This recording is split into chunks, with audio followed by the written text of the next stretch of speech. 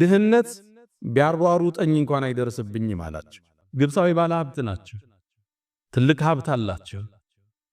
ለኸይር ግን ቅርብ አልነበሩም። ሰዎች ሄዱና እባክህን ይህን ንብረትን ለወራሽ ጥለው አትድ፣ አካፍል፣ ስታካፍል ሀብት ይጨምራል ተብሎ አላሉት። ነገ ይህን ንብረት ድንገት ብታጣው አላህ ሲጠይቅህ አሉት። ግለሰቡም አሳንሶ ያያቸው በአፍንጫው መለሰላቸው። ድህነት ይመጣል አላችሁኝ አላቸው። እውነተኛ ታሪክ ነው የምነግራችሁ። ድህነት ቢያሯሩጠኝ እንኳን አይደርስብኝም አላቸው። በእርግጥም ብዙ ፋብሪካ ብዙ ንብረት ያለው ግለሰብ ነበር። መሻይኮቹ ምን ይላሉ? ታሪኩን የጻፉት አንድ ዓሊም ያነበብኩት ላይ ከዓመታት በኋላ ይህን ግለሰብ አየነው። ንብረቱን ሁሉ ወራሽ ወረሰው፣ ባንክ ወረሰው፣ ከሰረ፣ ጠፋ፣ ዕዳ ላይ ወድቆ ድህነት ውስጥ ተመለከተ ነው ይላል።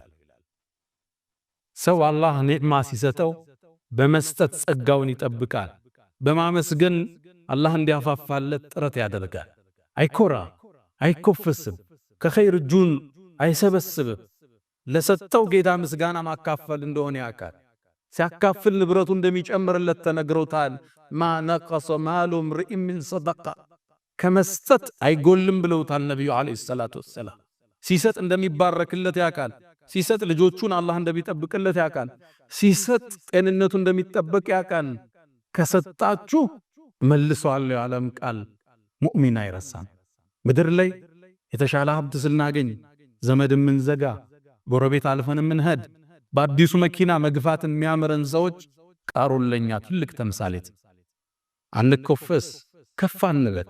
የሰጠነን ጌታ ዝቅ ብለን ወስጁድ ወቅተሪ፣ ወደ አላህ በመቃረብ በማካፈል አላህን አመስጋኝ ነው። ከፍ ከፍ አንበል። ኢነከ ለን ተኽሪቀል አርድ ወለን ተብሉገል ጅባለ ጡላ። ኩፈሳው ተራራ ጋር በቁመት ለመወዳደር ነው ወይስ መሬትን ስንራመድ ለመብሳት አስበን? የሰው ልጅ ነን፣ እድሜያችን የተወሰነ አላፊዎችም ነን። ዝቅ ካልን አላህ ከፍ አርጉን እዚህ ምድር እናልፋለን።